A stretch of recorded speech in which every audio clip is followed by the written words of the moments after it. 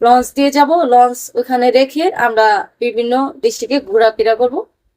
কেউ ছবি উঠাবে, কেউ ভিডিও করবে, বিভিন্ন কেউ টিকটক বানাবে। তো মূলত আমরা এইগুলোর জন্য এই লঞ্চটা ছাড়া হচ্ছে, পিকনিক লঞ্চটা। আর আমরা বিভিন্ন জায়গায় ঘুরতে পারবো।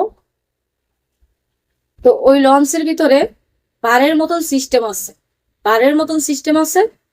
তো বারে আপনারা যেরকম এনজয় করেন না, এরকম সিস্টেম আছে।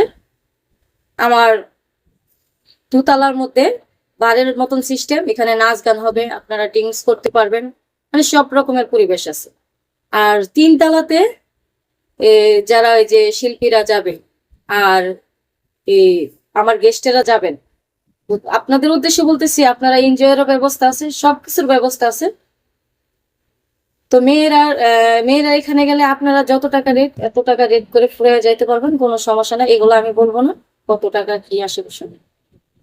তো আবার নিচতলায় হয়েছে খাবারের ব্যবস্থা, যত ইলিশ মাছ, চিংড়ি মাছ, যত খাবার খাবার মানে ভালো ভালো মাছ আছে, গরুর মাংস, মুরগির মাংস, মানে সব কিছুরই ব্যবস্থা আছে, টেনশনের কিছু নেই। নিচে খাবার হবে, 3 বেলা খাবার আছে প্রতিদিন, প্রতিদিন 3 বেলা খাবারের ব্যবস্থা আছে। তো আমরা তো আসা যাওয়া 5 দিন লাগবে, এটা তো আগে বলে নিচ্ছি।